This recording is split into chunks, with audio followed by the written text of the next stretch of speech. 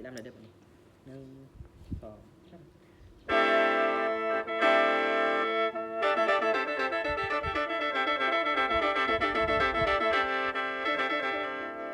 พ่อแม่เอ๋ย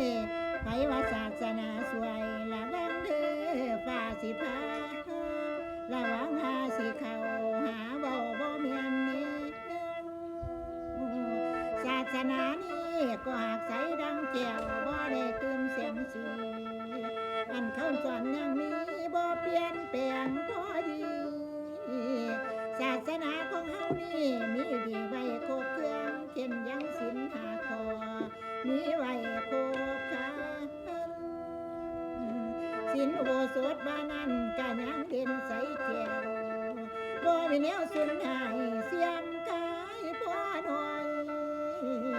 บ่มีหลายมีพลอยศีล10ก็ยังอยู่ศีล227ก็บ่เสียมยังมีไว้เพื่อพระสงฆ์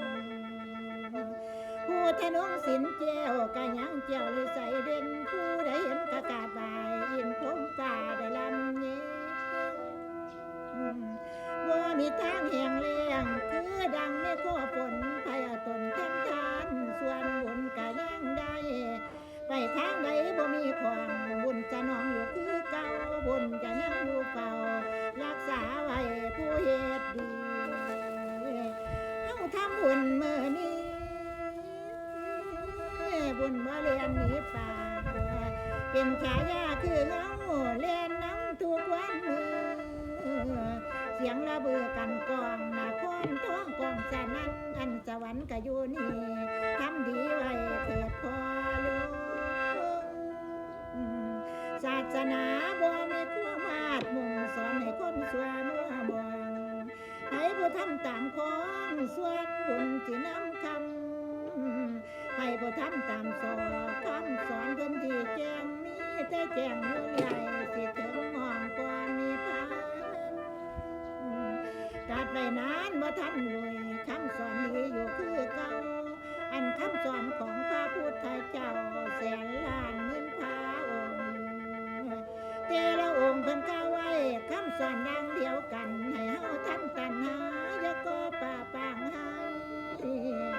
ตัณหาคือผีลายอยู่ในกายให้ก็เปรียบเหตุมันเป็นจังเสียเลยเป็นนี่ก็แต่กันพุทธองค์เพิ่นกล่าวไว้ให้กัดไล่มันเสียเอาสินทำสินเนียรีบพอพายให้มันมุมอย่าไปดมของลายพายเหือข้ามน้ำแจงล้มพระเที่ยงก็อย่าลุ่นล้มตัวอย่าวันไหวเอาสินทำวาดไว้เป็นไม้ทอบรมตีตัณหามีหลวงหลายรีบพอพายอย่ามีลาย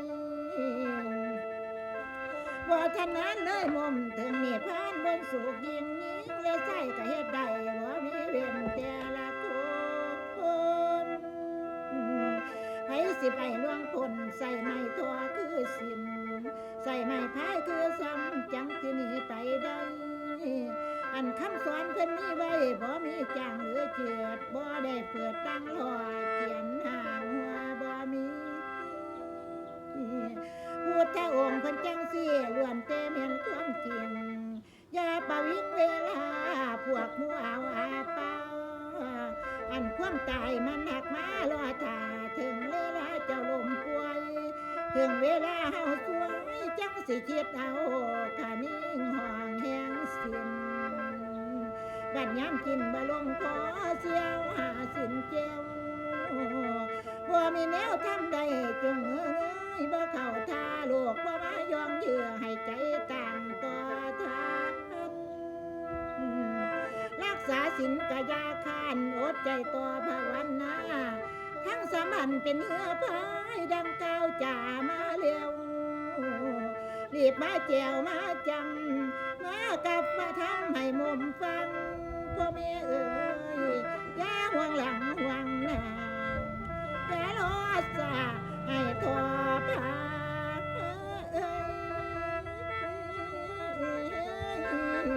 พ่อแม่เอ๋ย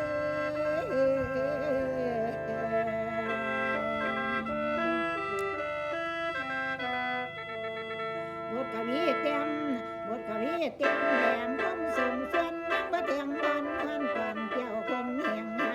เตียงทับผู้ใดในเรียงเต็มใจบ่เหงานอนสอนต่อนานออกบ่ไหลซึมบ่โบกายก่อนก่อกสติทำคาพี่หักน้องมือยิ้มเถิดนะคุณนี้คงได้เจอกันอีกอย่าด่วนลืมคำมั่นสัญญาแก้วตาพี่จะงานกับท่านมั่นใจอัศจรรย์เสียจริงจังเล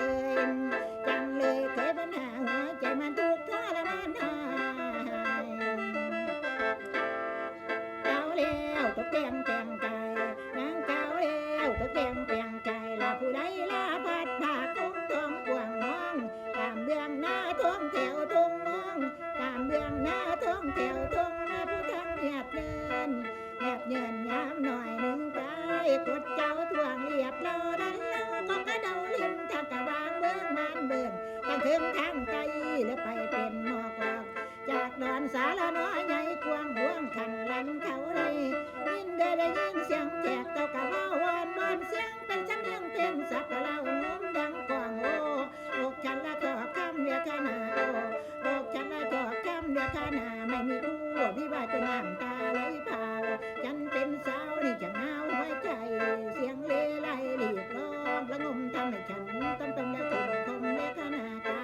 เราห้องเสียงอ้อนมีอ่อนต่างซ้อนหน้านี่สิเดินเข้าป่าไผ่ลิ้นนำให้ผู้ตนตำลำสูงมีนุ่งเงาหน้าตาตาลานดวงฉันกลัวตัวน้องนี่นอนเกี่ยวฉันกลัวตัวน้องนี่นอนเกี่ยวก็ไม่มีใครเกี่ยวที่จะมาเป็นแฟนคิดไปนั่นลำบากเลยเส้นถ้าใครอยากเป็นแฟนคืนพี่มารับจองได้แต่มองดูเดือนดาวเด่นได้แต่มองดูเดือนดาวเด่นพระจันทร์วันเพ็ญสวยเด่นนางตา